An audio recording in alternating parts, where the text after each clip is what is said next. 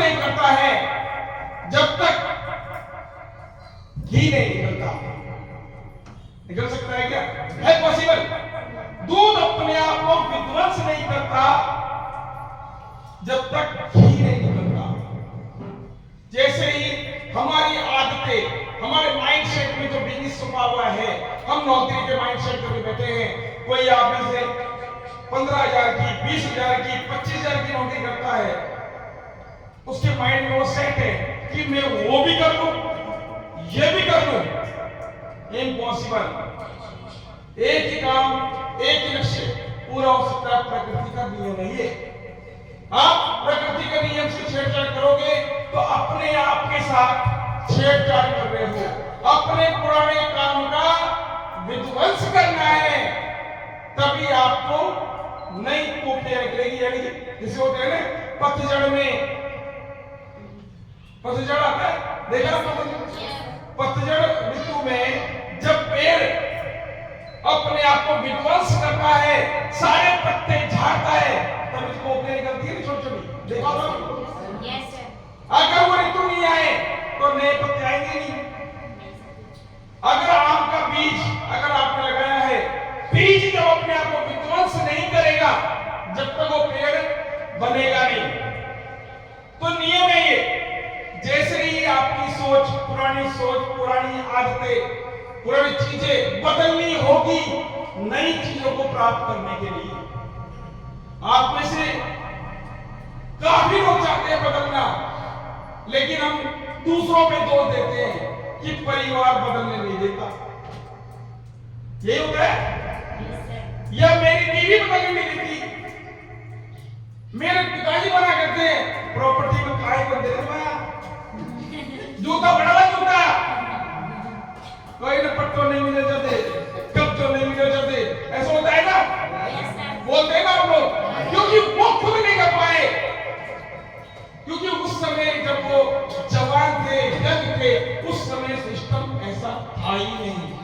उस समय डीलर हुआ करते थे, गले में सोने की चेन, व्हाइट शर्ट, व्हाइट ही पैंट, ऐसे डीलर घूमते थे और मुंह में पान और हाथ में सिगरेट। उसे मानते थे प्रॉपर्टी डीलर, जो डीलर था मानते थे। तो इसीलिए वो डरते थे, और वो डर जो है ना उनका बैठा हुआ, जो माइंड में बैठा हुआ है, वो डर आज भी काफी लोग बैठे होंगे, आप लोगों को समझाते होंगे। वो ऐसे ऐसे जमीन दी, ऐसे ऐसे पैसे खा गए। वो पुरानी बातें हैं, पुरानी चीजें हैं। अगर पुरानी चीजों को वापिस से लाया जाए, आप में से जो बैठे हैं ना, एडजस्ट नहीं कर पाएंगे, एडजस्ट नहीं कर पाएंगे।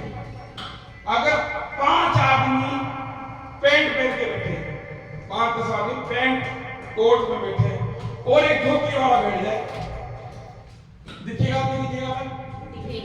दिखेगा नहीं दिखेगा? लेकिन 20 धोती वाले बैठे और एक कोट पहने हुआ बैठ जाए, पता भी नहीं पड़ेगा, है नहीं? तो संगत की रंगत है। आपका लक्ष्य जब प्राप्त होता है, बड़ा हो या छोटा हो, कभी भी अपने लक्ष्य पे डाउट नहीं करना है। पहली बात, अपने लक्ष्य पे कभी डाउट नहीं करना है। ये तो हो सकता है ये छोटा है, ये बड़ा है, टाइम लगेगा। कभी भी अपने लक्ष्य पे कभी संदेह नहीं करना है। चाहे वो ऑडी हो, मर्सिडीज हो, चाहे BMW हो, चाहे बड़ा बंगला क्यों ना हो, आपके सपनों से बड़ा, आपके सपनों से बड़ा, आपकी चाहत से बड़ा पूरी दुनिया में, पूरी कायनात में कुछ भी नहीं है। यही दिखाई देना चाहिए आप लोगों को कि मेरी चाहत बड़ी है, मैं जो सोचता हूं वही होना चाहिए, वही होगा, वही हो रहा है मेरे साथ। तो वो एहसास जब नहीं करोगे, जब तक आपके सपने कभी अचीव नहीं कर पाओगे। जैसे सरवण जी ने बोला कि मेरी सिस्टर की शादी मुझे 2 लाख दे रहे थे, मुझे नहीं पता था कहां से आएंगे, आदेश दे रखा था, 2 प्रकृति ने दिया कार्य के लिए। छोटी छोटी उपलब्धियों से तो बनता है इंसान कामयाब, छोटी छोटी उपलब्धियों से ही बनता है इंसान कामयाब। अगर आप सोचो कि एक बार में माउंट एवरेस्ट की चोटी चढ़ जाओ, पॉसिबल है? प्रयास करना पड़ेगा, प्रयास। और प्रयास ही परिणाम है जीवन का। जो व्यक्ति प्रयास नहीं करता, परिणाम की इच्छा करता है, जीवन में पूरा हो सकता है क्या? हो सकता है क्या? बिना प्रयास के कभी परिणाम नहीं मिलता, और परिणाम नहीं मिलेगा तो इस काम में ये भी है, क्या नहीं आएगा? पैसा। पैसे के बाद आता है परिवार। पी फॉर प्रयास, पी फॉर परिणाम, पी फॉर पैसा, पी फॉर परिणाम। अगर पैसा है और परिवार नहीं है तो भी नहीं चलेगा। पैसा तो खूब है, एक परिवार नहीं, मतलब क्या है? क्या पॉसिबल? परिवार पैसे से पहले जरूरी है कि नहीं है? क्योंकि बोझ पड़ेगा तभी तो कमाने लगेगा। पुराने जमाने लोग तो ब्याह कर देते जल्दी से, वो कमाओ नहीं, हमारा आसान हो गया बस, कितने लोग बात। लेकिन मैं ये कहता हूं उन माँ बापों को कि अपने बच्चों को शिक्षित करें और इस लायक बने, वो ऑटोमेटिक रिश्ते आने लग जाए, रिश्ते ढूंढने नहीं पड़े। अपने बच्चे को इस काबिल बना दो, इस लायक बना दो कि रिश्ते ढूंढने नहीं पड़े, रिश्ते अड़ोसी पड़ोसी अपने रिश्ते आए। है पॉसिबल? नहीं है पॉसिबल? है पॉसिबल? तो हम लोग क्यों थोपते हैं, पुरानी बातों को क्यों रिपीट करते हैं? क्यों ब्याह करा दो? अरे आपकी संस्कार में पावर होना चाहिए, आपकी संस्कार में पावर होना चाहिए। बच्चे के रिश्ते तो चुटकियों में आते हैं, हो नहीं? आपके संस्कार में पावर होना चाहिए। सभ्यता दो, बच्चे को अच्छी चीजें सिखाओ, बड़ों से कैसे बात करते हैं वो चीज सिखाओ, सम्मान करना सिखाओ। पहले तो सम्मान करना सिखाओ, चाहे अपने पड़ोसी हो, मिलने वाला हो, चाहे अनजान हो। अपने छोटे से बड़े बच्चे को सम्मान करना सिखाओ कि बेटा अपने से बड़ों का सम्मान करना चाहिए। क्या करना चाहिए? सम्मान। क्योंकि पैसे से बड़ा होता है सम्मान। जिस पैसे में सम्मान ना हो वो पैसा नहीं है, वो पैसा कभी नहीं हो सकता। सम्मान का होना बहुत जरूरी है। लक्ष्य पूरा हो गया? लक्ष्य की बात चली थी। सोच रहे हैं कि आज मेरा सम्मान कर दिया सब तालियों के साथ, तो एक भी आज ही मुक्त कर दूंगा, यह की बात है, क्योंकि इनका सम्मान होना जरूरी है। एक बार ताली जोर से किया। दूसरा आता है आपका सम्मान। क्या आता है? सम्मान कहां मिलती है पता है क्या आपको? सम्मान कहीं तो मिलती होगी। सम्मान कहां मिलती है बता सकता है? अरे कहीं डीमार्ट में जाते होंगे आप लोग, अरे कहीं किराने में देखा ही होगा ना सम्मान। 5 रुपए की दे दो, 20 रुपए की दे दो, 50 रुपए दे दो, हो सकता है? अरे किसी ने देखा होगा। फिर मीटिंग में आने से क्यों घबराते हैं? Why? क्यों घबराते हैं? जब आप लोगों को पता है सम्मान कहीं नहीं मिलती, नहीं सम्मान मीटिंग में जरूर मिलती है, और एक दिन मिलती है। जो आपने देखा सेमिनार में सबको सम्मान दिया नहीं दिया? दिया नहीं दिया? जिस जो व्यक्ति नया भी आया उसको भी गुलाब के फूल के साथ सम्मान दिया कि दिया? तो आप लोग कभी भी कितने भी बिजी हो अपने शेड्यूल को मीटिंग के लिए जरूर तैयार रखें। और भले मीटिंग 20 किलोमीटर हो, 50 किलोमीटर हो, मीटिंग में जाना अवश्य अपने आप को मारना चाहिए, क्योंकि सम्मान का कोई मोल नहीं होता। सम्मान कहीं बिकती नहीं है, डीमार्ट में कहीं भी नहीं मिलेगी आपको। सम्मान एक एहसास है, सम्मान एक एहसास है, और एहसास कहीं बाजार में नहीं मिलता। और जिसके पास ये एहसास है उसके पास भरमार है पैसे। जिसके पास सम्मान है, सम्मान का जिस व्यक्ति को एहसास है, मैं दावे से कह सकता हूं उस व्यक्ति के पास पैसे कभी होगी क्या? होगी क्या? इस बात को कभी जीवन में मत भूलना। सम्मान अनजान कर सकते हो आप, जानकार करोगे इमारत होगी। राम राम क्यों करे? अरे बाप जी जो चल राम राम मैंने जिस दिन सीख लिया ना, इस जीवन में कुछ भी चीज आपके लिए इम्पॉसिबल नहीं होगी। अनजानों का सम्मान कब किया आप लोगों ने? आप में कितने लोगों ने किया अनजानों का सम्मान?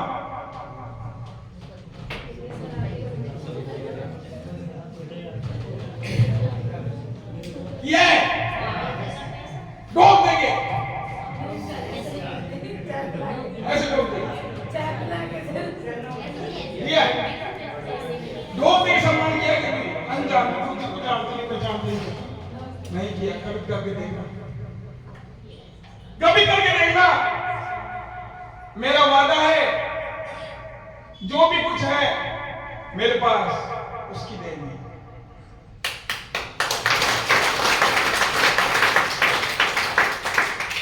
अगर आपको जज गया, अंदर से आत्मा से आवाज आ गई कि ये बुजुर्ग महिला जा रही है, अपन बाबा के दर्शन करने को जाते हैं, सब लोग जाते होंगे, हर स्वामी के और सेठ सामलिया के जाते होंगे। कभी रास्ते में मिलते तो होंगे आपको बुजुर्ग लोग, ठीक है? हम लोग क्या करते हैं कि कोशिश करते हैं कि हम उनको क्रॉस करें। कई लोग ऐसे सोचते हैं कि मैं इनसे आगे पहुंचूं, बाबा मुझे मिले, इसको बाद में मिला। देखो गलत नहीं करती, ये हकीकत में है, रियल सच्चाई है। लेकिन अगर आपने सोच लिया बुजुर्गों को मैं ले जाऊं साथ में और मेरे हाथों से दर्शन कराऊं, तो मेरी गारंटी है जो भी आपकी मनोकामना है देव की नेक पूरी होगी। और नहीं हो तो मेरे साइड ले लेना, बाबा हो चाहे कोई भी हो, देवी हो, देवता हो, कोई भी हो, जिस व्यक्ति ने बुजुर्गों का सम्मान करना सीख लिया, भगवान भी उसको सम्मान करना चालू कर देगा। है कि नहीं? तो सम्मान आप लोग करोगे अपने आप का? हाँ, मैं बोलिए तो अपने आप का सम्मान नहीं करता है, अपने आप का सम्मान करते हो। अपने आप के सम्मान में क्या होता है कि पर्सनैलिटी, अपने आप का सम्मान होता है पर्सनैलिटी। यानी कि अगर आप कहीं जा रहे हो, कहीं भी एक्सवाइजेड, शादी में, पेरावनी में, ब्याह में, मीटिंग में, कहीं भी जा रहे हो, तो ऐसा लगना चाहिए ना कि मैं यार थोड़ा ठीक ठाक बन के जाता हूं, एक पर्सनैलिटी होनी चाहिए। लगता है कई लोगों को। तो जब तक आप अपने आप को, अपनी पर्सनैलिटी को डेवलप नहीं करते हो, जब तक आपको ऐसा लगेगा नहीं कि वो कुछ किया है। सुबह पहले हम ब्रश करते हैं, करते नहीं करते? आप सब करते हैं? सुबह पहले ब्रश करते हैं कि वो माइंड में बैठा हुआ है कि सुबह पहले उठते ही ब्रश करना चाहिए, तभी चाय पीने का आनंद आएगा, है कि नहीं? तो ये चीजें भी अपने हैबिट में बैठा लो। कहीं भी जाओ तैयार होके जाओ, भले ही वहां कुछ मिले चाहे नहीं मिले। आप जब ग्राउंड में जा रहे हो, किसी दोस्त के घर जा रहे हो, मिलने जा रहे हो, अपनी पर्सनैलिटी यानी कि अपने आप का सम्मान बहुत जरूरी है। आप अपने आप का सम्मान जिस दिन चालू कर देंगे, जब प्रकृति सम्मान करना चालू करेगी, आप सम्मान नहीं पाएंगे, क्योंकि प्रकृति भी सम्मान देती है। चाहिए क्योंकि अपना शरीर जो है वो प्रकृति की देन है।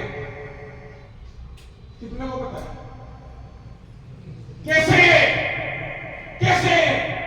बोलो कुछ तो होगा ना, प्रकृति की देन कैसे है? कैसे कोई बताएगा? एक आदमी आप में से बताएगा हम प्रकृति की देन कैसे है? अरे यार हाथ तो खड़ा किया, बताओ ना यार। जब हनुमान जी बताएंगे, हनुमान जी को यहाँ पर लगा, जैसे वो आगे बढ़े थे ना, इसी दुनिया में आगे आएंगे। क्या बात सर बताइए।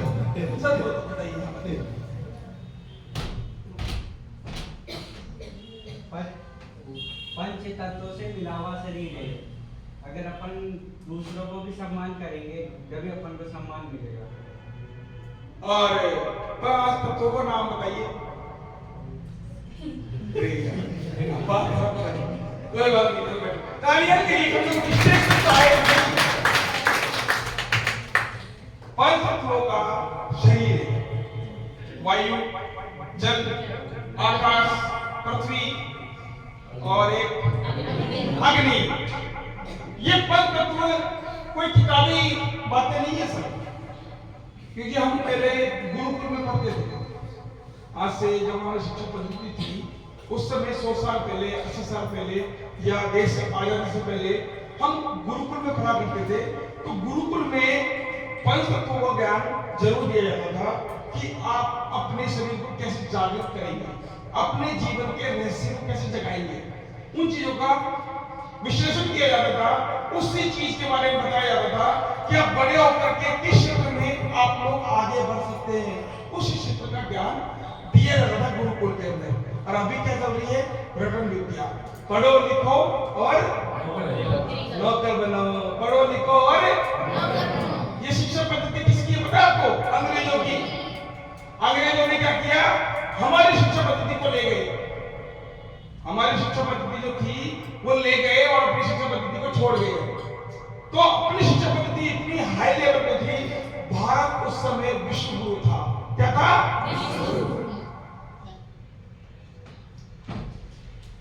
विश्व गुरु था।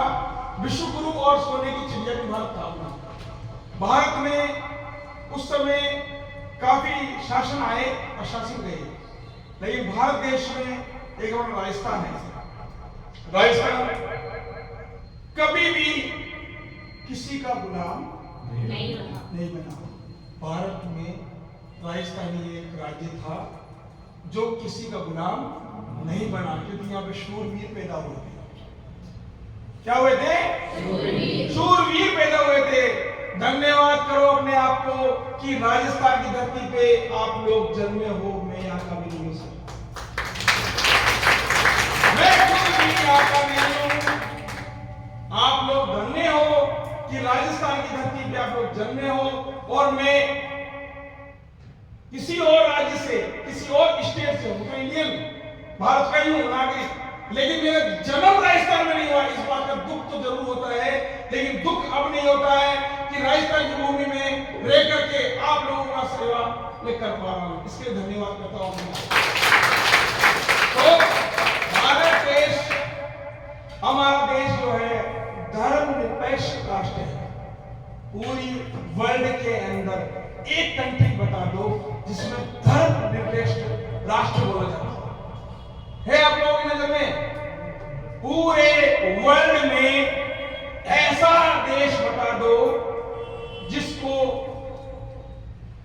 धर्मनिरपेक्ष राष्ट्र कहा जाता है आप लोगों की नजर में?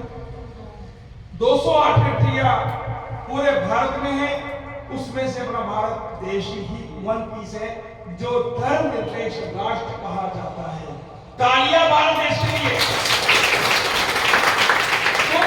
तो देखते हुए हम लोगों ने जो अभी आपके सामने चंदन वाटिका सेकंड का निर्माण किया 18 बीघा में, सब लोगों ने विजिट करी उसकी?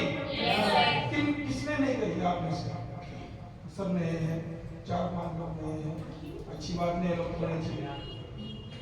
चंदन वाटिका स्कीम जो है, मैं थोड़ा सा बता सकता हूँ लोगों को, टाइम हो तो कोई जल्दी थोड़ी है। तो कई लोग दिमाग में चल रहा बस सबकी स्पीच खत्म हो जाए, मैं जाऊँ घर पे खाना खाऊंगा, भूख लग रही है, खाना खाने नहीं है। उन्होंने कहा मीटिंग में टाइम पे आना पड़ेगा। कोई ऐसा तो नहीं बैठो, बता देना घर में, क्योंकि भूख के को खाना टाइम पे नहीं मिले तो बहुत पाप लगता है। प्यासे को पानी मिलना कहते ना, वो भजन में कहते कभी प्यासे। तो वो चीज मैं कहना चाह रहा हूँ कि चंदन वाटिका सेकंड की जो दूरी है, अपने जहां यहाँ बैठे हैं वहां से 28 किलोमीटर है। पता है आप लोगों को? 28 किलोमीटर है अपनी स्कीम।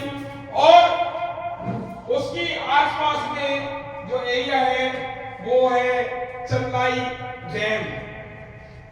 चंदलाई डैम देखा हुआ है कई लोगों का, किसने नहीं देखा हुआ? चंदलाई डैम का अभी बजट पास हुआ है पिछले फेज में 2023 में मार्च और अप्रैल के फेज में 2000 करोड़ की लागत से 2000 करोड़ की लागत से चंदलाई डैम को एक हेरिटेज रूप दिया जा रहा है, टूरिस्ट स्थल बनाया जा रहा है। ठीक है? और वहां से अपनी टाउनशिप की जो दूरी है वो मात्र है 7 किलोमीटर। कितनी है? 7 किलोमीटर। 7 किलोमीटर दूरी है। इसलिए मैं बताना चाह रहा हूँ क्योंकि मैंने कई लोगों नए हैं, इसलिए दोबारा रिपीट कर रहा हूँ, क्योंकि स्कीम की यूएसपी अगर आपको नहीं पता, सराउंडिंग एरिया नहीं पता, तो आपको 1100 का फॉर्म छोड़ो 11 रुपए भी कोई नहीं देगा। देगा क्या? आपकी स्कीम के बारे में पता होना चाहिए, होना चाहिए। तो सराउंडिंग एरिया में पहली यूएसबी जो है वो है चंदलाई डैम, जिसका राजस्थान गवर्नमेंट ने 2000 करोड़ का बजट पास किया है 2023 के फेज में। अभी आप जाके देख सकते हैं काम तेजी से चल रहा है, ठीक है। और उससे आगे चलेंगे 2 किलोमीटर आगे, चंदलाई एक कस्बा भी है, गांव भी है, और राजाओं के शासन का एक फोर्ट भी है। फोर्ट, चंदलाई फोर्ट, इसने नोट नहीं किया होगा, चंदलाई फोर्ट एक ये भी यूएसबी है, चंदलाई फोर्ट नाम है उसका। और वहां से अपनी स्कीम की दूरी कितनी पड़ती है? मात्र 4 किलोमीटर, 4 किलोमीटर, ठीक है। फिर अपनी आती है तीतरिया, तीतरिया बस स्टैंड, जो 25 भी लो फ्लोर आती है। कितने नंबर की आती है? 25 भी लो फ्लोर आपकी तीतरिया बस स्टैंड तक जाती है। और तीतरिया बस स्टैंड से अपनी स्कीम की दूरी कितनी है? 1.5 किलोमीटर। कितनी है? 1.5 किलोमीटर ही। लिखो डायरी में 1.5 किलोमीटर ही बताओ लोगों को, एक भी नहीं बतानी, आज से कैंसर झूठ बोलना, न्यू प्रॉपर्टी करो काम का। 1.5 किलोमीटर अपनी स्कीम पड़ती है चंदलाई बस स्टैंड से, 1.5 किलोमीटर। और अभिनव विहार विस्तार, और अभिनव विहार नाम नोट कर लेना। 2008 में स्थापना हुई अभिनव विहार की। किसकी हुई?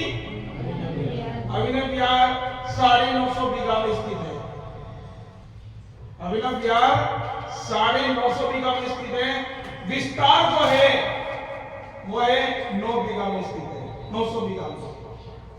अभिनव विहार विस्तार और अभिनव विहार। अभिनव विहार कहां से स्टार्ट है पता आप लोगों को? स्टार्ट कहां से है?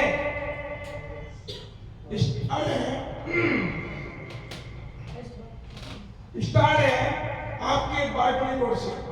कहां से?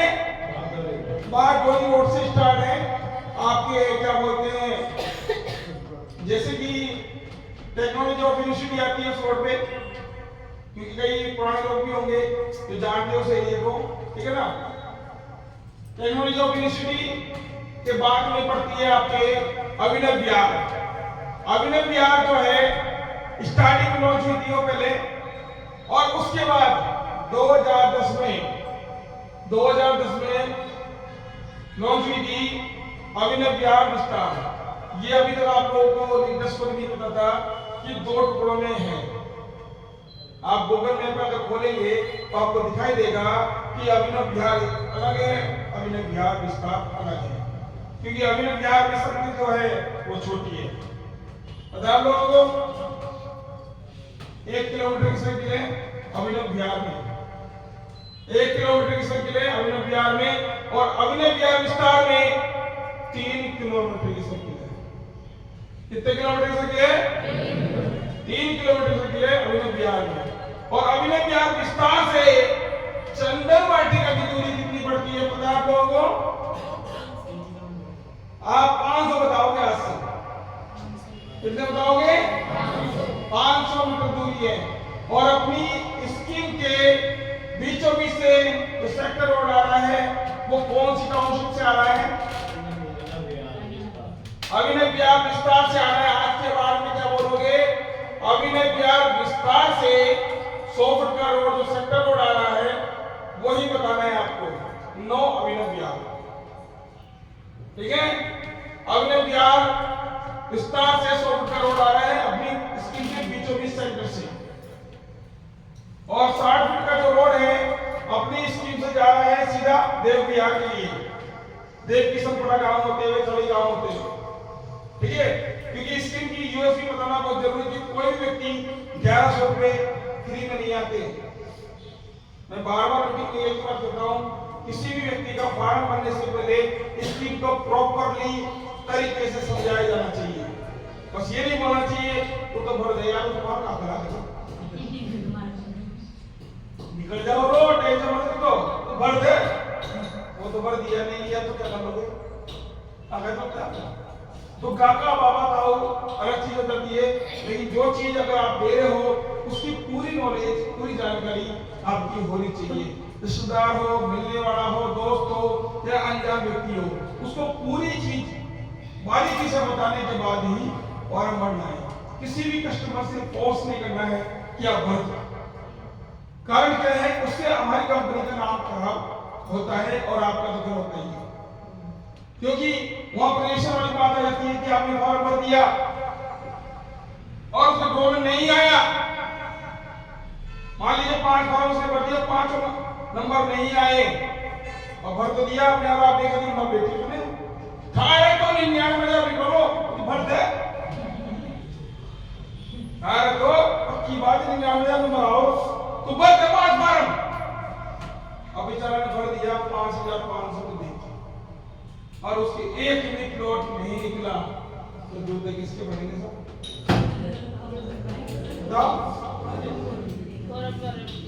पढ़ेंगे ना। साथ में उसका भी नाम खराब, कंपनी का भी नाम खराब, लीडर का भी नाम खराब कि ऐसा क्या देते हो आपकी दुनिया को, कि निकलेगा नहीं बोलना है भैया। भाग्य तेरा फॉर्म मेरा, भाग्य तेरा फॉर्म मेरा। 1100 रुपये तेरा भैया, तेरे निकल गया तो मेरे को रोटी देगा, चाहे कितना ही खास बनाओ, सब क्यों सुखी रहो। 2 फॉर्म कम आ जाएंगे, 10 फॉर्म कम आ जाएंगे, आपकी गरिमा को कमजोर मत करना। पैसा भगवान नहीं है, इतना भी भूखे नहीं रहे अपने कि अपना काम ही नहीं चलेगा उसके बिना। नहीं बढ़ना है फॉर्म। मैं आज सकता है दे रहा हूं, ऐसे फॉर्म कटी ना भरे, इसकी में जाकर के ये बोले कि हमने तो ये बोला है निकलेगा, तेरा 10 फॉर्म भर दे। स्पष्ट रूप से बोल रहा हूं, अगर ऐसा कोई कार्यकर्ता पाया गया उसी टाइम पे कार्यकर्ता को निलंबित कर दिया जाएगा। ये बात ध्यान रखना है, क्योंकि झूठ बोलना कंपनी ने आज में सिखाई ना, कल सिखाई नहीं। सच कहो सुखी रहो, कम खाया कम नहीं मरता, ज्यादा खाया तो कसरत जाते हैं। जो लाभ बोले ये नहीं बढ़ती उसको। सीधी सी बात यही है कि मैं एक ही बात जानता हूं, सम्मान आपके साथ रहेगा तो पैसा भी साथ में रहेगा। कभी सम्मान को कमजोर मत होने देना। इसके लिए सम्मान पहले जरूरी है, पैसा ऑटोमेटिक आ जाएगा। आज से पहले जो भी किया आपने और जो भी करते थे उसको भूल जाओ। आज से सम्मान पे फोकस करो, अपने आप का सम्मान और दूसरों का सम्मान देना चालू कर दो, और पैसा आपके हाथों के पास नहीं, आपके पीछे पीछे नहीं भागे तो मेरे को बोल देना। हाई करंट जब तक जियोगे आपके साथ रहेगा। हाई करंट आपके लिए ही बना है, आपकी चाहतों के लिए बना है, आपके सपनों के लिए बना है। हाई करंट ऊंचाई पे छुएगा तब जब आप खुद ऊंचाई पे पहुंचोगे।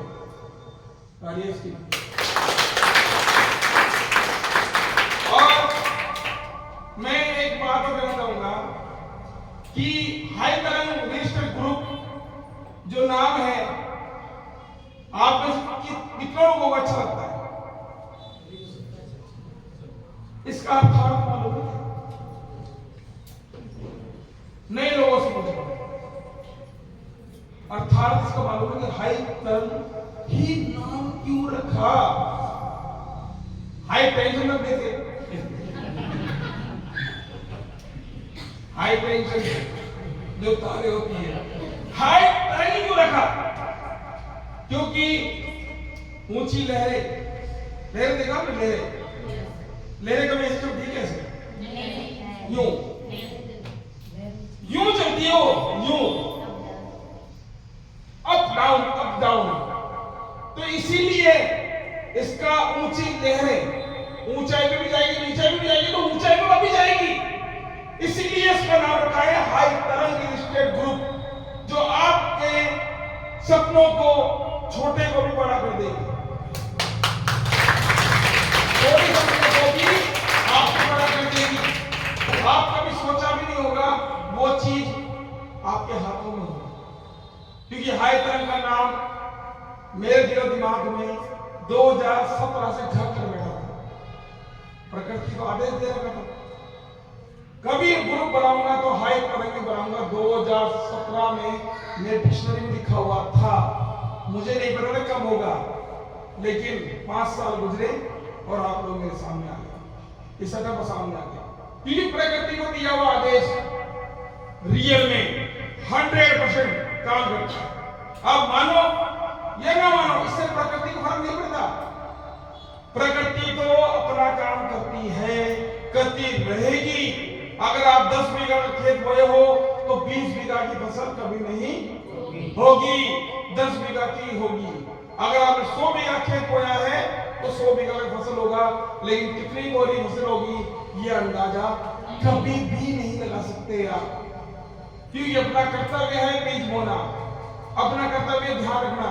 जैसे बच्चा है जब जन्म लेता है माँ की कोख से, उस समय आप भविष्य कर सकते हो क्या कि बड़ो हो ध्यान कर लो, कमाल करो, विद्यार दे लो, कह सकते हो क्या? है पॉसिबल? फिर भी एक विश्वास के साथ, एक आश के साथ आप उसको पालते हो, पोसते हो, पढ़ाते हो, दिखाते हो। फिर भी वो नालायक निकल गया तो अपने आप को कोसते हो, उसको नहीं कोस सकते। ये सोचते हो कहीं ना कहीं कमी हमारी ही होगी। एक नहीं है नहीं है बच्चे की कमी। क्योंकि बच्चा वो बेल की तरह होता है, जैसा लठ मिलेगा वैसा घूम जाएगा। हकीकत है ना? तो यहाँ पे वो सिस्टम दूसरा है, यहाँ पे टीम वर्क है। यहाँ पे क्या है? टीम वर्क है। अगर बच्चों की तरह आपने अगर अपनी टीम को संभाल लिया, मात्र 5 लोगों को बच्चों की तरह ट्रीटमेंट कर लिया, तो मेरी गारंटी है वो 5 बच्चे कब 50 बच्चों में कन्वर्ट हो जाएंगे, 100 बच्चों में कन्वर्ट हो जाएंगे, लाखों में कन्वर्ट हो जाएंगे, पता नहीं चलेगा। आपकी इनकम आज 10,000 है, 10 करोड़ हो सकती है सालाना 10 करोड़ की आपकी इनकम हो सकती है। और एग्जाम्पल दिया है इन्होंने 64 का, सरवण जी ने 64 का जो एग्जाम्पल दिया, ये 70 का एग्जाम्पल है। आंकड़े फेल हो जाते हैं, आंकड़े गणित के जो आंकड़े होते हैं ना वो फेल हो जाते हैं जब 64 में वो हिसाब चलता है। 1 के 2, 2 के 4, 5 के 6 ऐसे चलता है ना, तो पृथ्वी में भी वो आंकड़े फेल हो जाते हैं। तो ऐसे आंकड़े फेल करना है आप लोगों को, क्योंकि एक मनुष्य जो है इस धरती पे कुछ भी कर सकता है। पता है लोगों को? नहीं पता। आप में से ही पूछता हूं, एक व्यक्ति खड़ा हो, एक व्यक्ति, कोई भी एक व्यक्ति कोई खड़ा हो सकता है आप में से? नहीं, ओनली नहीं, न्यू फ्रेश व्यक्ति ने पहली बार मीटिंग आया। शुभ नाम सर आपका? कमलेश। थोड़ा सा कमलेश, आपकी मुस्कुराहट बड़ी अच्छी है। कमलेश बेहरा, कहाँ से बिलोंग करते हैं? प्रताप नगर से। गांव कौन सा आपका? लाल चौक। कहाँ तक पढ़े लिखे हैं आप? BA final. और अभी वर्तमान में कुछ वर्क कर रहे हैं आप? वर्तमान में कुछ टाइल कर रहे हैं। और कुछ जब बीए कर रहे थे तो उस समय कुछ चाहत या कुछ थी क्या, कुछ करने की चाहत तो होगी? खुल के बोलते ही परिवार है तुम्हारा, क्यों चाहत को बोलने में शर्मा नहीं चाहिए। क्यों ये चाहता था? बोलो, कोई दिक्कत नहीं, चाहता था आगे पढ़ाई करने की, लेकिन पिताजी की कोई बात नहीं। और पढ़ाई करके क्या करना चाहते थे? पढ़ाई करके कुछ तो करना चाहते हो सर,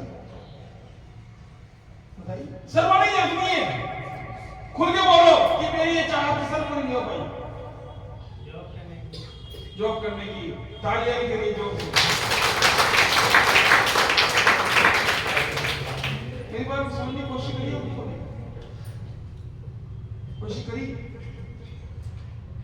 कि कमलेश बेरवा जी लाल चौक से प्रताप नगर आया पढ़ने के लिए। और पढ़ने के बाद में एक दिमाग में तमन्ना थी कि नौकरी जॉब लग जाए, 15-20 हजार मिल जाए, 50 हजार मिल जाए, सरकारी जॉब लग जाए, ठीक है ना, सरकारी जॉब। मुझे बताओ हिंदुस्तान में आज की वर्तमान में पढ़े लिखे बेरोजगार ज्यादा है या अनपढ़ बेरोजगार ज्यादा है? पढ़े लिखे। जवाब दो। पढ़े लिखे। क्यों है? क्यों है बेटी? थैंक यू, धन्यवाद। क्यों है पता? क्यों का जवाब मालूम है हम लोगों को? क्यों का जवाब कारण बता देता हूं मैं आपको। मैं अपनी थोड़ा सा परिचय दूंगा। सन 1998 के अंदर जब मैं पढ़ाई करता था, जयपुर से पढ़ाई करी मैंने, तो हमारे मम्मी जी के टीचर थे। अब टीचर वाला दिमाग में जानते कैसे होते हैं, तू तो पढ़ लो यार, पढ़ लो और पढ़ के नौकरी करना। देखो मम्मी तो भाई सही कह रही थी, क्योंकि मम्मी खुद भी प्रोफेशनल महिला बाल विकास में थी। अब महिला बाल विकास में थी, उस समय मम्मी को 300 रुपए नहीं मिलते थे, लेकिन मम्मी का नाम क्या था? नौकरी कर रही है। और समझना मेरी बात ध्यान से, गौर से। अब जिसके माइंड में नौकरी बैठी हुई है वो बिजनेस कैसे करेगा? है क्या पॉसिबल? है क्या पॉसिबल? क्योंकि माइंड सेट का बिजनेस होता है। जो माइंड सेट का बिजनेस होता है, मैं जब सोचा उस समय 1998 में डिसीजन, देखो मेरा, मैं बड़े बोल नहीं बोलूंगा, है प्रैक्टिकल। मैं लिखी लिखाई बातों पे, प्रैक्टिकल बातों पे नहीं करता है, प्रैक्टिकल बातें करता हूं। मम्मी ने बोला तो पढ़ ले। मैंने 8वीं पास करी, जैसे तैसे गिरते फिरते 8वीं पास कर ली, सेकंड डिवीजन। सन 1998 में, आज से 25 साल पहले, आज से, और मैं कंटिन्यू करता तो क्या होता? कहीं ना कहीं नौकरी कर रहा होता। कि ज्यादा पढ़ा लिखा आदमी व्यापार से करता ही नहीं, ज्यादा पढ़ा लिखा आदमी तो व्यापार से करता ही नहीं है, करता है क्या? अगर वो ज्यादा पढ़ लिख रहे उसको कह दे कि तू सब्जी बेच ले यार, 1000 रुपए कमाएगा, बेचेगा क्या? नहीं बेचेगा क्या? नहीं बेचेगा, पॉसिबल ही नहीं है। क्योंकि वो तो MBA LLB, मतलब यार नाम ही बोल गया, उसमें तो हमारे खुद ही नहीं, मेरे को पता। ठीक है, तो मेरी मम्मी ने बोला, हमारी माता ने बोला कोई बात नहीं है, सेकंड डिवीजन तो आया है, 90 और दे दो। माता ने माफ कर दिया, मेरे को बर्बाद नहीं होना, अपने जीवन को बर्बाद नहीं करना। मतलब क्यों? नौकरी लगेगा तो शादी बढ़िया होगी, पागल तेरी लुगाई बढ़िया मिल ली और दहेज बड़े मिल लो, तो होता ही है ना। देखो उनकी गलती नहीं है इसमें, लेकिन मेरे दिलो दिमाग में नौकरी नहीं थी नहीं नौकरी। 1998 में 8वीं पास करी, 10वीं तक चला गया, गुड़कता रखता चला गया, और 10वीं में कोई 3 में सप्लीमेंट्री आ गया। भाई साहब क्या आ गया? क्योंकि मुझे पढ़ना था ही नहीं, धक्के प्लेट चली थी, सप्लीमेंट्री आ गया तो बाल गया ही नहीं स्कूल। मम्मी ने बोला तू चाहता क्या? मैं नौकरी नहीं करूंगा। मम्मी जाके कहां से फॉर्म लिया? होमगार्ड का 2001 की बात कर रहा हूं मैं आपको, 2001 की आज से 22 साल पहले, यह आपकी जिंदगी बता रहा हूं मैं आपको। 2001 में मम्मी होमगार्ड का फॉर्म लिया, भर्ती मेरा भर के नंबर भी आ गया भाई साहब, उसी की वजह से चोरी खड़े हो गए वो, और भाई नंबर भी आ गया। मैं चला, मैं गया तो नहीं, वो लेटर पड़ा ढंग से। मम्मी जी क्या है? बोलती नौकरी का लेटर आ गया, अब तो जाना ही पड़ेगा। मैं नहीं बजा वो चौराहे पे उपाड़ी, हाँ मैं बोली अरे ऊपर जाना, मैं तो कभी नहीं जाऊं। अरे बढ़िया काम है, 10,000 तनख्वाह मिलेगी, पागल है क्या? 2001 में 10,000 रुपया बहुत बड़ी बात होती थी। मैं पैसे के भाड़ में, मेरे को करना ही नहीं है। उस दिन का डिसीजन अगर नहीं लिया होता तो आप लोग भी नहीं होती। आगे बढ़ाओ, आप लोग भी नहीं हो। अगर मैं उस समय उस घड़ी पे वो फॉर्म पे साइन कर देता और 10,000 की नौकरी पकड़ लेता तो आप लोगों के सामने स्पीच दे पाता क्या? था क्या पॉसिबल? तो फिर क्योंकि आपकी सोच, आपका विचार, आपका भविष्य तय करता है। क्योंकि आपकी पुरानी बातें, पुराना अतीत क्या था, उसको अगर सोचते रहोगे तो अपने वर्तमान को भी खराब कर लोगे। और जब अपने वर्तमान खराब कर लिया तो भविष्य भी खराब है नहीं, होगा, 100% होगा। कई लोग अपने अतीत को देख देख के जीते हैं वर्तमान में कि वह भी तो ये चुप प्रॉपर्टी काम कर रहे, वह देख ठिकाना बैठ के करा 10 लाख कर्ज हो। तो जरूरी है क्या हर ट्रेन एक्सीडेंट होगी, हर गाड़ी एक्सीडेंट होगी, हर बाइक एक्सीडेंट होगी? जरूरी है क्या? अगर ऐसा ही है तो सब गाड़ी चलाना बंद कर दो। तो यह है कि हार और जीत हमारे हाथ में नहीं होती, हमारे हाथ में सिर्फ क्या होता है? कर्म। कर्म। जिस व्यक्ति के पास कर्म है और अपने कर्म पे भरोसा है तो भाग्य भी जनरेट होगा। क्या होगा? भाग्य भी जनरेट होगा आपका, क्योंकि आपके भाग्य आपके हाथ में होता है। समय भले हाथ में न हो, लेकिन आपके कर्मों के अकॉर्डिंग आपका भाग्य जरूर बदलता है। आपके हाथ में होती है जीवन की कलम, आपके हाथ में होती है जिंदगी कलम, क्योंकि ये जीवन जो है आप जैसा चाहोगे वैसा बनेगा। आपका जीवन जो है आपके हाथ में ही है। मीनू कार्ड समझ लो, समझते? मीनू कार्ड, मीनू कार्ड समझते हैं? अरे आप बोलते यार, अब यार होटल में जाते हो तो मीनू कार्ड देता है ना वेटर, सब क्या खाओगे? मीनू कार्ड। मीनू कार्ड आपके हाथ में है, जो भी आप ऑर्डर दोगे वो मिलेगा प्रकृति से। आप होटल में गए परिवार को लेके और मेनू कार्ड दिया और भूख लगी बैठ के तरीके से आपको, और वेटर को सब कह रहा हूं, सर कह रहा हूं, बोले तू कुछ भी लिया यार, मुझे भूख लगी बस, तो लाएगा क्या? तो वैसे प्रकृति आपके सामने मेनू कार्ड रखती है। अच्छा मकान चाहिए, अच्छी गाड़ी चाहिए, अच्छी घरवाली चाहिए, सुनो बात को, जो भी चाहिए लिखो और लिख के दीवार में चिपका दो कि मुझे इस तारीख को, इस ईयर को ये चाहिए, ये चाहत है मेरी, और नहीं मिले तब बोलना मुझे। लेकिन चाहत पे आपको स्थिरता रखनी होगी, विश्वास रखना होगा कि मेरे पास है। क्या करना होगा? मेरे पास है, ये नहीं कि एक दिन आएगा। और जो सोच लिया ना कि एक दिन आएगा, वो भविष्य में नहीं, वर्तमान में नहीं, अतीत में नहीं, कहीं भी नहीं आएगा, क्योंकि आपका विचार और आपकी सोच ये दोनों जब मिक्स हो जाती है, विश्वास जागृत होता है। विश्वास जब जागृत होता है अंदर से, तब वो प्रकृति घटनाक्रम में लगती है। प्रकृति बात तो सुनना में बहुत गहराई वाली बात है।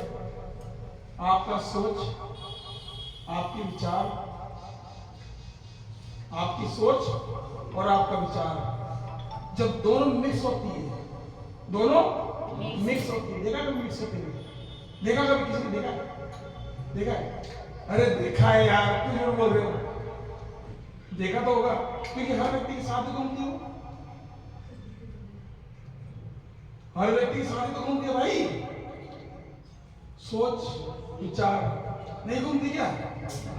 नहीं घूमती? कोई डाउट नहीं हो रहा है? दिखाई नहीं देती, सब चीज घूमती तो है ना।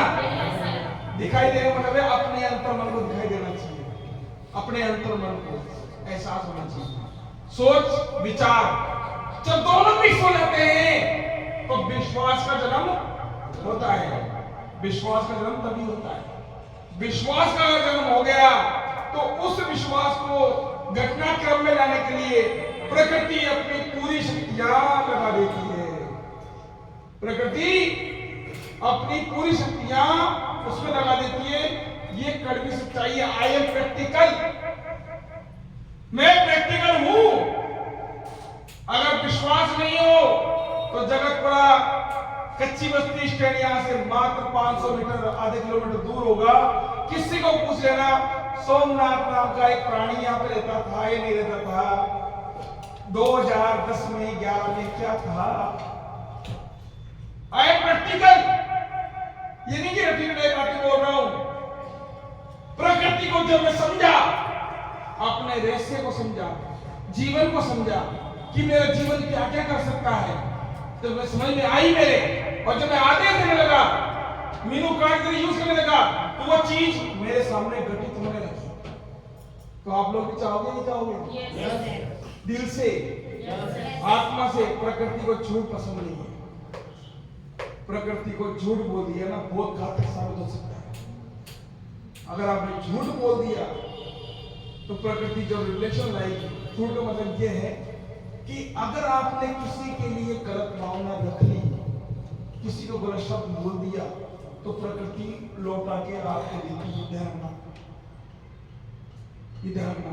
कई लोग बोलते हैं ना कि ये तो पैसे वाला बन गया, ये हो गया, वो हो गया, वो ऐसा होना चाहिए, वैसा होना चाहिए।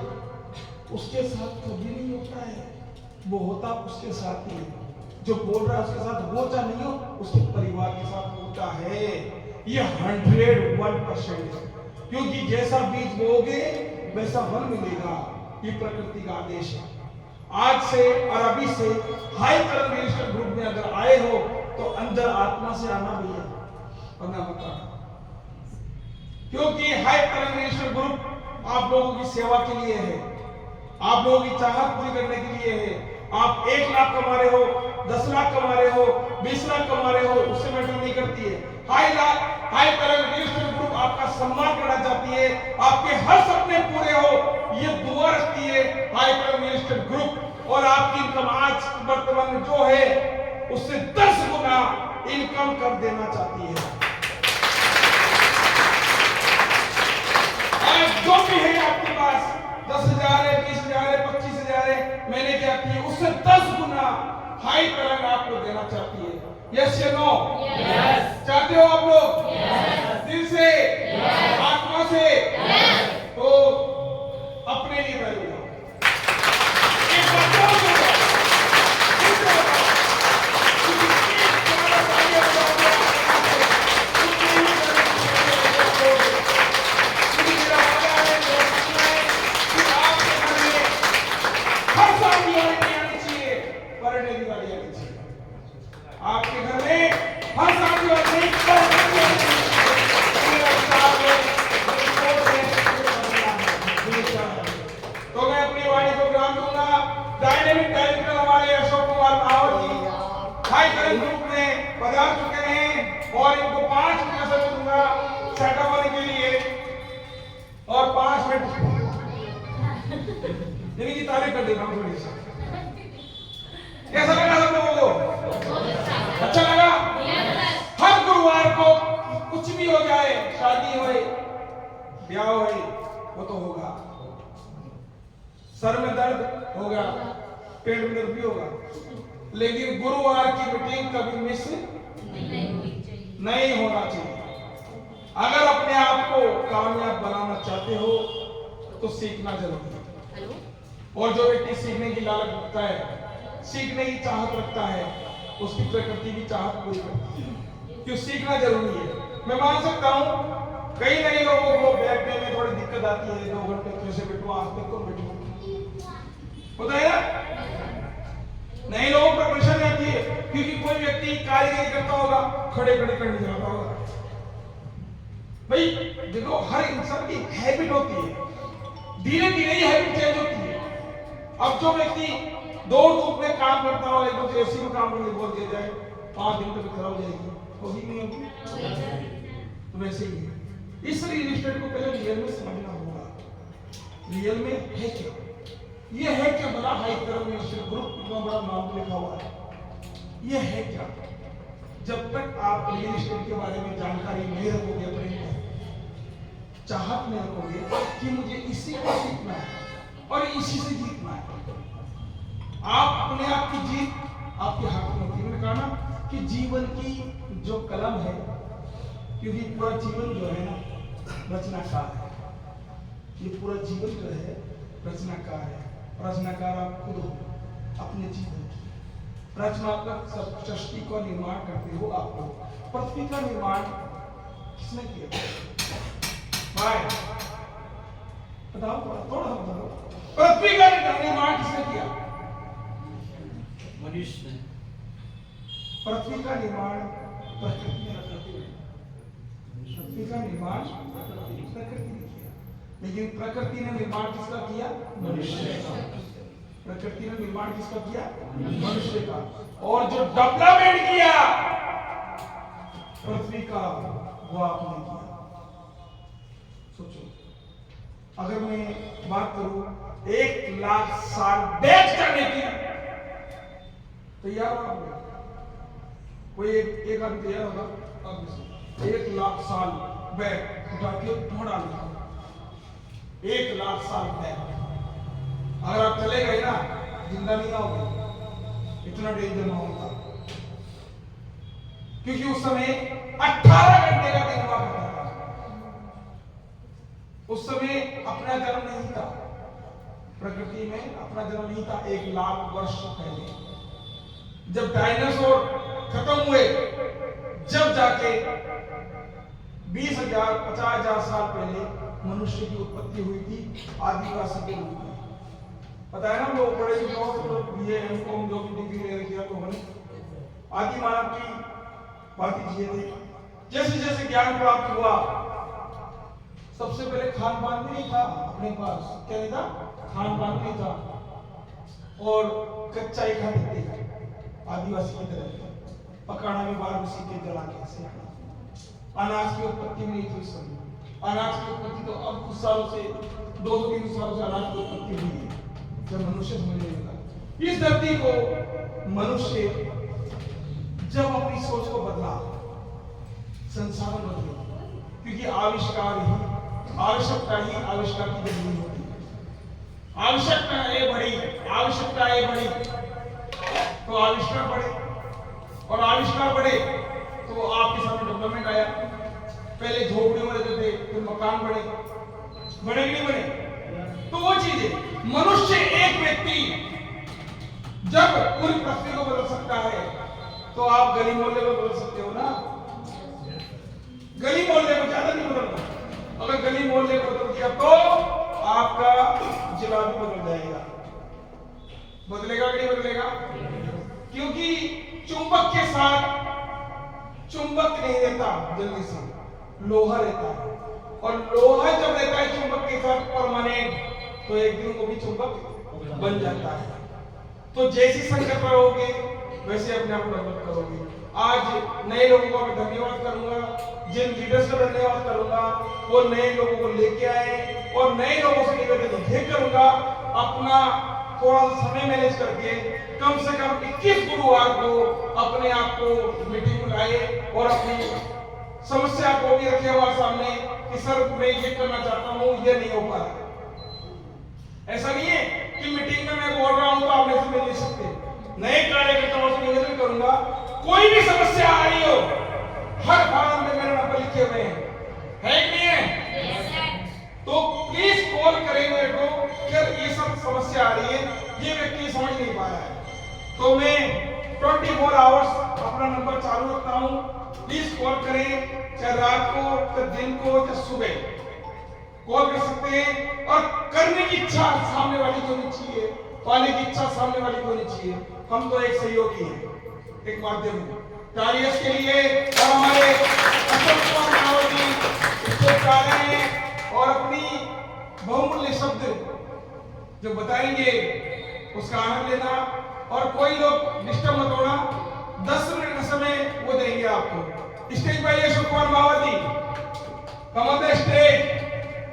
तालियां के लिए तालियां हमारे डायरेक्टर साहब को जो है हाई कलर मिनिस्टर ग्रुप के लो रंजित लगा देना। ए फिर ताली हो गया।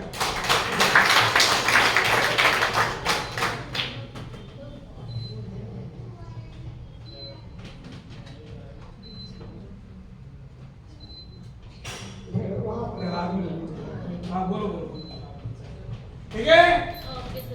मिलेंगे आप लोगों से पर्सनल। नमस्कार। आज जो दिन में सेशन आया, मंदिर एक बार ताजा हो जाती है। आपके चेहरे की स्वागत को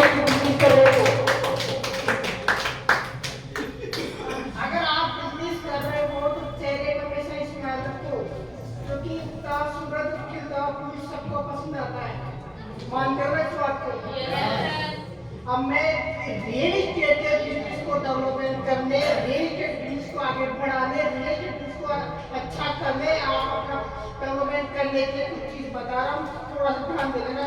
टाइम कम है, कम टाइम देता हूँ।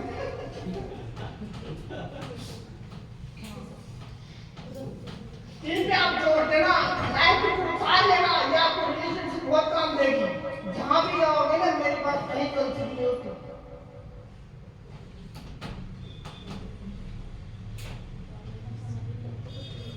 स्पीकिंग इज डिफिन, आप हिंदी में समझ लो, ऐसे लिखे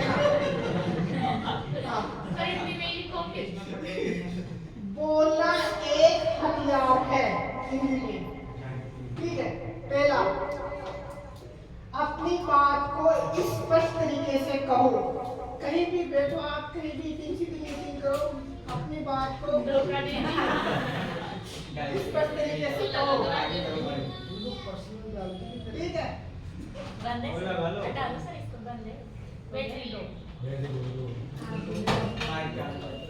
देखो दुनिया में डॉक्टर बहुत होते हैं, लेकिन सभी डॉक्टर सभी पेशेंट इलाज नहीं कर सकते। पूछो क्यों? क्योंकि जो डॉक्टर किसी पेशेंट को ऐसे बोलता है ना, कहाँ लग रही है, कैसे लग रही है, दवा देता है, उससे इलाज होता है, क्योंकि उसकी साइकोलॉजी बन जाती है। जो डॉक्टर ऐसे लिख के देता है ना, उससे इलाज होता है जल्दी से। मानते हो ना?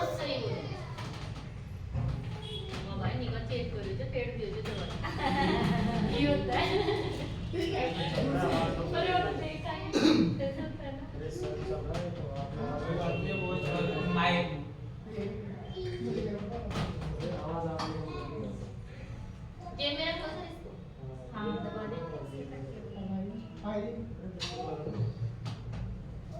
दूसरा है, कितना कहा से ज्यादा महत्वपूर्ण है आपने कैसे कहा।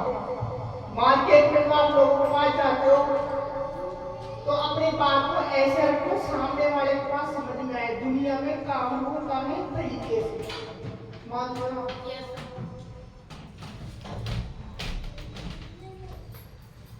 आप देह भाषा पढ़नी आनी चाहिए आपको। जैसे क्लाइंट आप किसी क्लाइंट को मीट करेंगे, ठीक हो, अगर आप सीरियस लेना चीज को, अगर उसकी पुतलियां से उड़ रही है तो समझो आपको चांस कम है खरीदने की, और उसकी पुतलियां फैल रही है अपनी सराउंडिंग एरिया को देख करके तो चांस है खरीदने की। यदि उसकी बॉडी नहीं सिकुड़ती है, इंटेंस दिखता है, तो मानो आपके चांस कम हो गए। और यदि बॉडी एक्सपेंड हो रही है, ऐसे वो बंदा ऐसे घूम घूम के देख रहा है, तो सारे हथियार आपकी सब कुछ लगा के उसके पीछे खरीदेगा, वो खरीदेगा।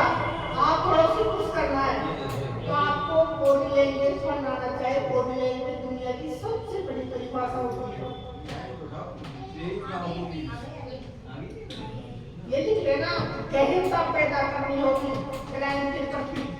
आप जो भी बात करो, कोई बात जोश से कहो क्लाइंट के सामने, तो उसमें वीर रस होना चाहिए। यदि क्लाइंट से आप प्रेम से बात करें, उसमें संगार रस होना चाहिए। यदि क्लाइंट के साथ आप हंसी मजाक करें, तो उसमें हास्य रस होना चाहिए। उसको फीलिंग होनी चाहिए आप उसके भले के बारे में सोच रहे हो। ये लिख लेना, थर्ड पार्टी रेफरेंस। दुनिया में आप लिख लेना, थर्ड पार्टी रेफरेंस। दुनिया में 100 में से 80% काम होते हैं थर्ड पार्टी रेफरेंस के माध्यम से। कैसे? कोई भी कहानी, कोई भी घटना, कोई भी व्यक्ति के अतिरिक्त, ठीक है। जैसे मानो अपने क्लाइंट या अपने घर में या फिर अपने छोटे लोगों को आप कोई भी चीज दिलाना चाहते हो जो आप इंटरेस्ट नहीं करता, ठीक है, वो अपना ईगो हट करता है, ठीक है, तो आप थर्ड पार्टी लेकर उसके बाद में देर माध्यम से बता सकते हो जैसे मैंने उसको बहुत कहा था इसको छोड़ ले लो, इसकी रेटिंग बढ़ेगी, इसकी वैल्यू है, इसका रेट वैल्यू इसका मिलेंगे, चले कुछ मेरी बात मानी आज वो करता है। आप क्लाइंट के सामने सब बोलोगे ना, उसे फील हो जाएगा ये मुझे के मारा है और पता भी नहीं चला, ठीक है, लेकिन उसे बताए, इससे आपकी बात भी बच जाएगी और आपका काम भी हो जाएगा।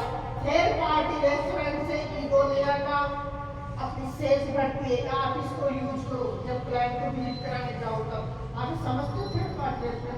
यस थर्ड पार्टी कौन होगी सर? तीसरी बारी जैसे कृष्णा जी गायत्री को गायत्री क्लाइंट है, कृष्णा जी गीत गाने जा रही है सपोज करो, ठीक है। अब गायत्री जी कृष्णा जी ईगो हट करने की न्यू लौट जाएगी, ठीक है।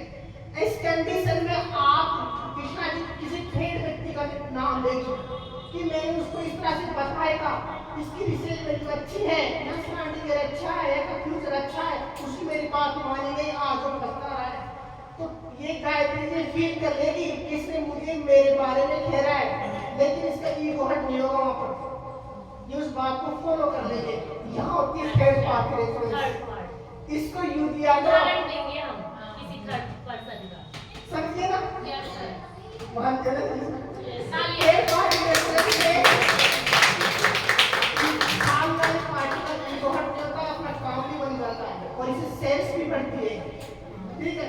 और अपने पास आप उस समय डेसिबल ज्यादा रखा करो, यानी अपनी बात को भारी रखा करो। अगर आप क्लाइंट से मोटिवेट हो जाओगे तो लोग नहीं फेंक सकते, वो कुछ भी हो तो सिंपल जीरो से वो आपको बन गया। एक और अंतिम हथियार अंत में मारो, मतलब समझ लो मैं मानते जब क्लाइंट को विजिट कराने जाओ ऐसे राह किसी लेके जाओ सिंपल है, ठीक है।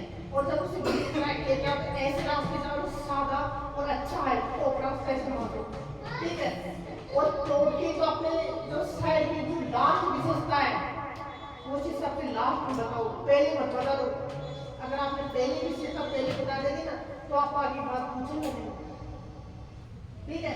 जैसे विशेष खाने चलाते हैं, ठीक है, तो जो भी अपने पास इसके होता है थोड़ा लेस करते हैं, वो उसकी कोऑर्डिनेशन करता है।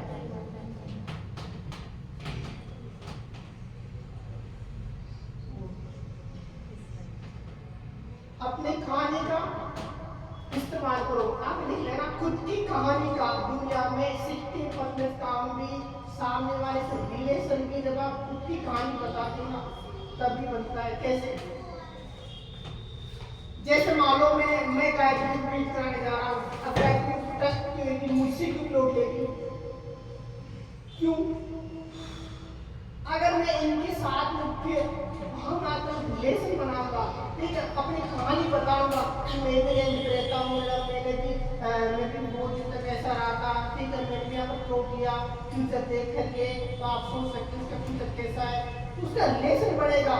जिससे दुनिया आपकी आत्मकथा तभी बढ़ेगी जब आप लाखों लोगों को अपनी जीवनी बता चुकी होगी।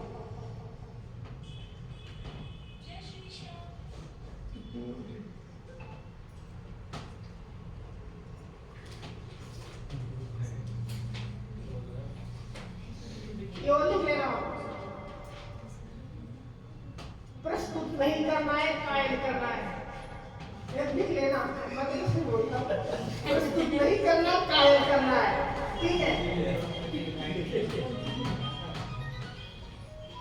जब हम क्लाइंट से बात करते हैं तो उसके पास में आप इस तरह से अपने फॉर एग्जाम्पल प्रोजेक्ट या प्लॉट के बारे में बताते हैं, प्रोजेक्ट के बारे में बताते हैं, तो इस तरह से लगता है कि फटाफट बताएंगे कि हो जाएगा, नहीं, आप उसके साथ में इस तरह से बताओ कि आपके भावनात्मक रिलेशन बन जाए। बॉलीवुड में बहुत सारे एक्टर्स आए, लेकिन काजल जैसी कोई नहीं आई, क्यों? क्योंकि काजल ने सबको टच किया था फीलिंग से, ठीक है। तो प्रस्तुत नहीं, आपको कायल करना है कस्टमर को, उसका रेट पॉजिटिव आएगा। किसी का अनादर ना करें,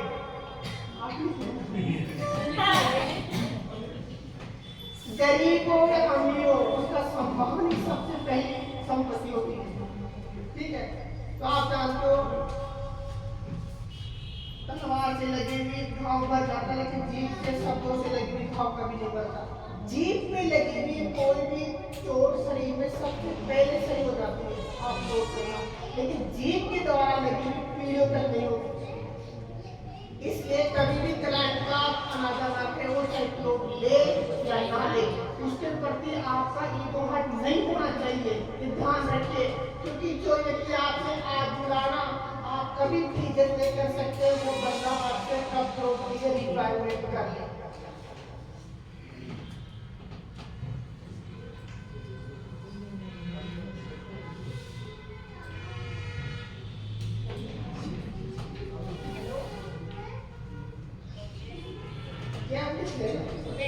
आओगे से भरा हुआ विश्वास पैदा करें कैसे? आपने पिक्चर देखी होगी मोहब्बतें, हाँ देखिए संजय नारायण एक रात आए होते दोस्त में शाहरुख खान और अमिताभ बच्चन होता है बंदे। आपके विचारों में ऐसी फिल्म होनी चाहिए आपके पति अट्रैक्टिव हो जाए। राज आर्यन शाहरुख खान ने अमिताभ बच्चन को ऐसा डायलॉग दिया था कि पूरी पिक्चर का निचोड़ उसके एक ही स्टेटमेंट में फाइल हो गया। सुबह कहाँ होगे तो ऑफिस तो अमिताभ बच्चन जहाँ खड़े थे उसके पीछे ही शाहरुख की ऐसी तरह की फोटो लगी हुई थी, आपने देखा होगा। तब उसने कहा था शाहरुख ने कि शंकर क्या नाम था उसका, शंकर आर्यन का नाम था, कि तेरे सामने तेरे सामने तेरे और तेरे सामने बनाई दुनिया की सबसे मोहब्बत खड़ी है, तू कुछ नहीं कर सकता। तो वो इतना मतलब फीलिंग से इतना गिर गया था उसको मानना पड़ा था। यानी आप अपने शब्दों से सामने वाले को इस तरह से इमोशनल करो कि फाइनली वो आपकी बात पे टच करे। इसे कहता है आप से भरा हुआ विश्वास देना पड़ना। रियल स्टेट में क्लाइंट को आपकी सेटिस्फैक्शन करने के लिए ये सब चीज जरूरी है।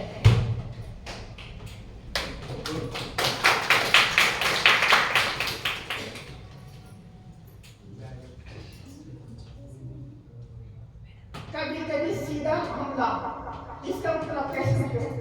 जैसे घर गए क्लाइंट के पति ऐसे या फिर कभी कोई पति पत्नी को सीधा गाइड मार देते, ऐसा मत समझना। यदि ऐसा एग्जाम्पल लंगोटिया है, उसे सीधा बोलकर तू मेरी बात नहीं मानेगा तो पछताएगा। अगर आप मेरी बात नहीं मानेगा तो पछताएगा, मेरी बात मान जो मैं बता रहा हूँ उससे ये आर्गुमेंट कर दे। लेकिन ये कहाँ होता है जो आप बिल्कुल नजदीक होता है, मुझे मुझे होता है उसके साथ में, उसे बोलते सीधा सीधा हमला। आप लोग देखिए अक्सर लोग हैं सब हो जाएगा।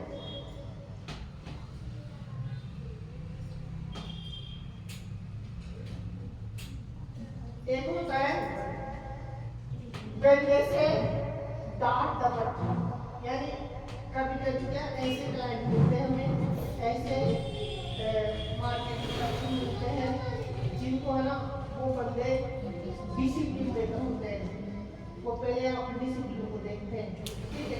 ऐसे बंदों के साथ आप हमेशा हंसी मजाक के माध्यम से अपना सेल आउट करने में फोकस करते हैं, ठीक है। और ये तीन बात हमेशा जेब में रखना: super speaking, super memory, super personality.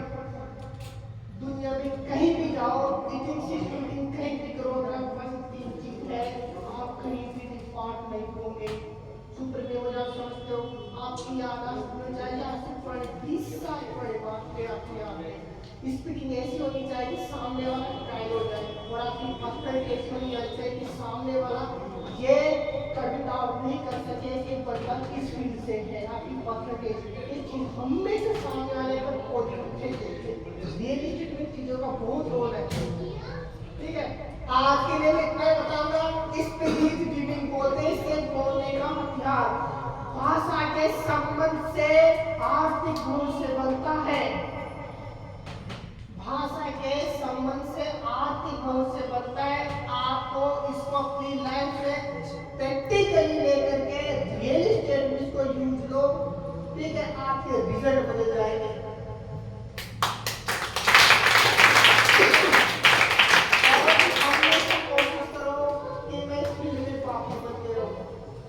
उसका एक हथियार है, आप नॉलेज बढ़ाओ, ठीक है। आज के लिए मैं बताऊंगा, आपने मेरी बात ध्यान सुनी, बहुत बहुत धन्यवाद। अपने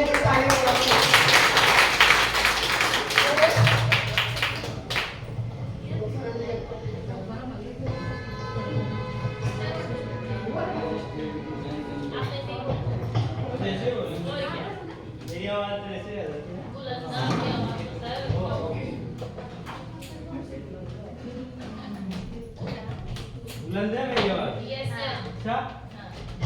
चलो बहुत अच्छी बात है, आप लोगों को लगता है मेरी आवाज बुलंद है। हेलो, हाँ, अशोक जी के लिए एक बार तालियां। अशोक जी ने बहुत अच्छी इंफॉर्मेशन दी है, जिसने ध्यान से सुना है, समझा है, उसके जरूर काम आएगी। जिसने ध्यान से सुना नहीं, समझा नहीं, उसके ऊपर से गई।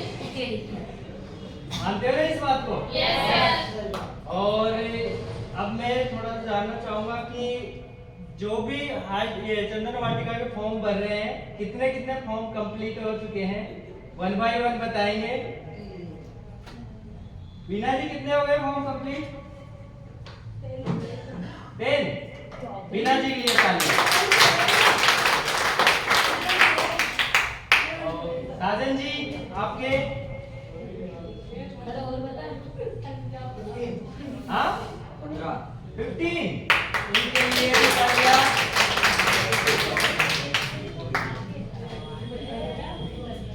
सुनीता जी? जो 4 बड़ी थी, 4 को पैसे भी नहीं है। जितने भी हैं उतने बता सकते। और 4 बड़ी। महिमा जी कितने कंप्लीट हो गए? पूनम जी? 6। एक बार जिन्होंने भी एक एक फॉर्म भी भरा है ना, उनके लिए भी तालियां बजाएं। और आकाश जी कितने हो गए अपने? 7 हो गए। 7 हो गए। इनके लिए भी तालियां। और मैं आकाश जी को इनका एक्सपीरियंस शेयर करने के लिए यहाँ स्टेज पे बुलाऊंगा। ये अपना 1-2 मिनट देंगे, प्लीज इनके लिए तालियां।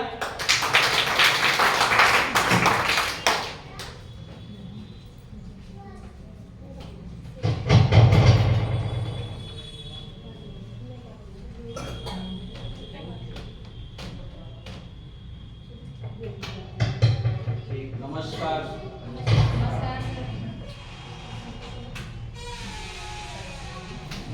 मेरा नाम आकाश है। Yes sir. आधे लोग जानते हैं, आधे नहीं जानते। सब जान जाएंगे सर। चलो ठीक आप है। बेहतर हो। वैसे हम आते रहो, हम जानते हैं। मैं वैसे आईटीआई को बहुत कम टाइम दे पा रहा हूँ, तो मैं थोड़ा फील्ड का काम करता हूँ, जॉब करता हूँ, तो टाइम निकाल के फिर भी मैं आईटीआई के लिए टाइम देता हूँ। जो भी शाम की टाइम, जैसे घड़ियों पे भी जाता हूँ, दुकानों पे भी जाता हूँ, तो यार दोस्तों से भी बात करता हूँ, तो हमारे आईटीआई के बारे में तो किसी की समझ में आती है, किसी की नहीं आती। कोई कहता है कि यार सब बकवास है, कोई कहता है कोई दिलचस्पी रखता है काम करने में, तो वो समझ जाते हैं लोग, तो वो सोचते हैं। कोई कोई कहता है कि यार शाम को जवाब दूंगा या कल दूंगा, ऐसे बोलते हैं सब। ज्यादा का जवाब ये जाता है। तो हम ज़्यादा उनको फोर्स भी नहीं कर पाते। जो ज़्यादा फोर्स करेंगे तो उनको लालच दिखता है उसके बारे में, कि इसको कुछ लालच है, तो हम उनको फिर बाद में 1-2 बार फोर्स भी करते हैं कि भाई क्या रीजन है, करना चाहें या नहीं करना चाहें, इसके बारे में जो उनको ज़रूरत है और उसके काम करने का तो वो बताते हैं। वो बता देते हैं। तो मैं ये चाहता हूँ कि सभी मेहनत से काम करें और आगे बढ़े, और मैं ऐसा ही बोलना चाहूँगा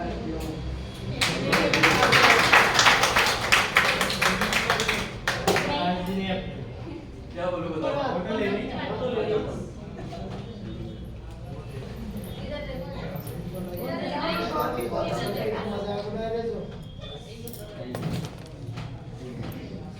आकाश जी भी जॉब की बेड़ियों में भी जकड़े हुए हैं।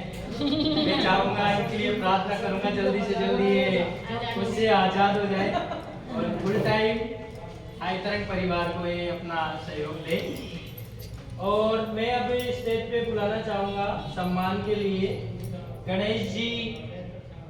गणेश जी हैं, please come on the stage. और इनके सम्मान के लिए मैं देविशा अंकल जी को बुलाना चाहूंगा स्टेज पे, और Krishna ji please come on the stage.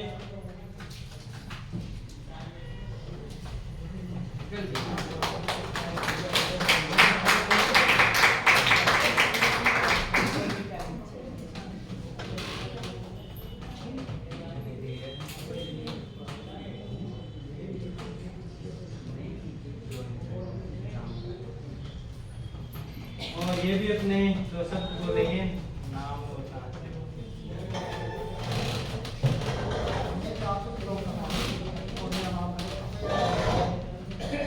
और मैं आवास फाइनेंस में काम करता हूँ होम लोन डिपार्टमेंट में। और मैंने आज ज्वाइन किया है। मुझे बहुत अच्छा लगा आज मीटिंग में एमडी साहब, डायरेक्टर साहब और आप लोगों से मीटिंग में बहुत अच्छा लगा।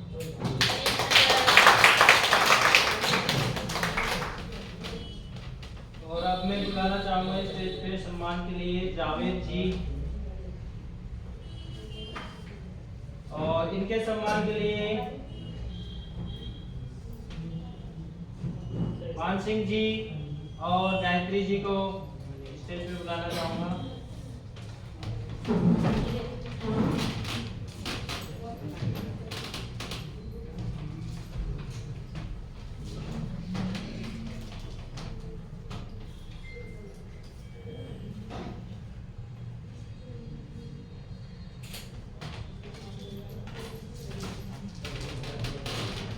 कैसी लगी आज की मीटिंग?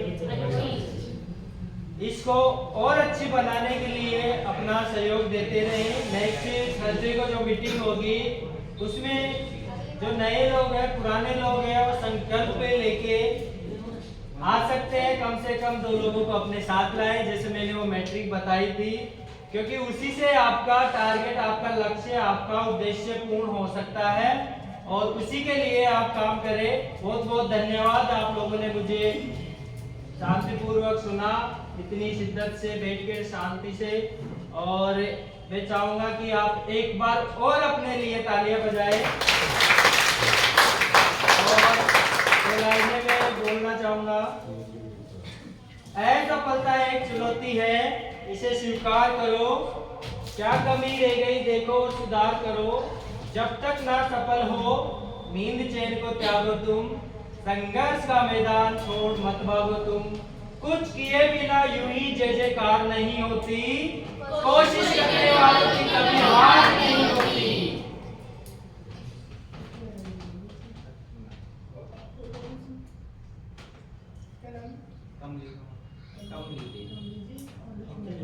और सम्मान के लिए मैं कमली देवी जी को स्टेज पे बुलाना चाहूंगा और इनके सम्मान के लिए किरण जी और हनुमान जी को मैं स्टेज पे बुलाना चाहूंगा।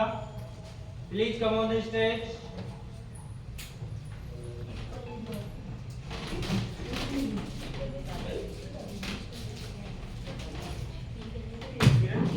क्या थी मैडम?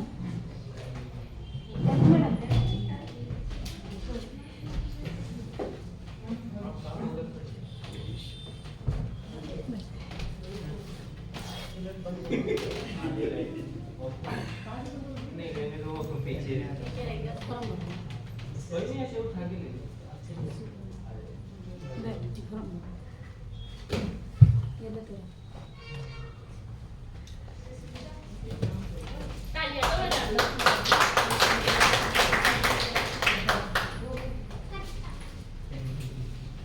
और मैं अब स्टेज पे सम्मान के लिए बुलाना चाहूंगा लक्ष्मी नारायण जी को। Please come on the stage. और इनके सम्मान के लिए मैं कृष्णा जी और गायत्री जी को स्टेज पे इनवाइट करना चाहूंगा।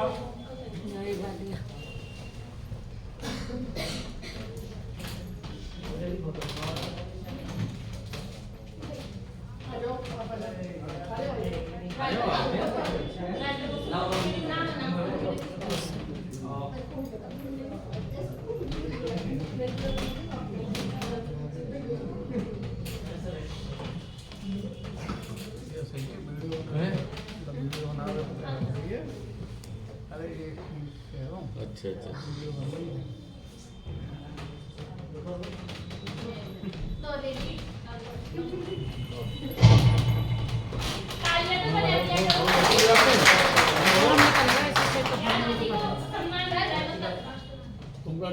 और अब हम सभी राष्ट्रगान के लिए खड़े होंगे।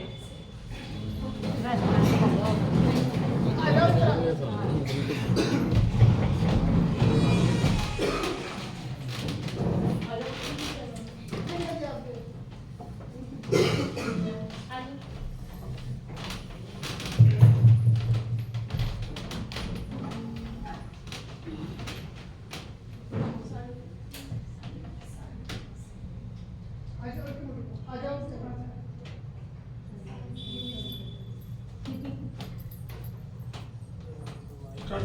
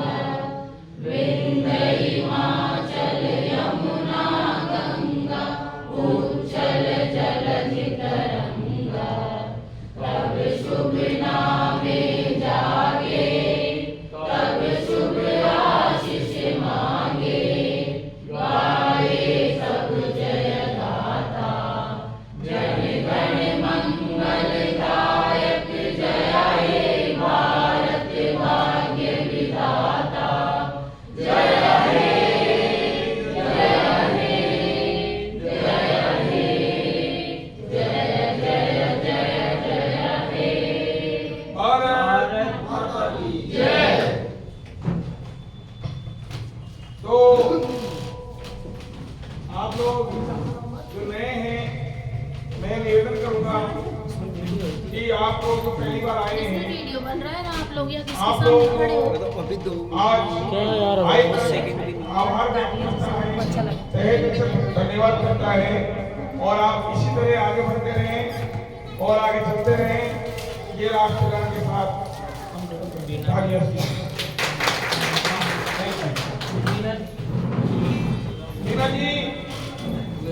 मीना जी को साड़ी दो और सम्मान करेंगे हमारे इंद्र जी। कोई दिक्कत नहीं,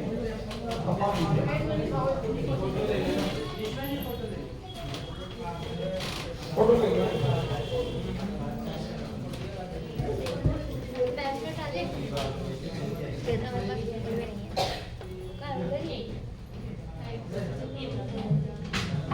कंप्लीट सर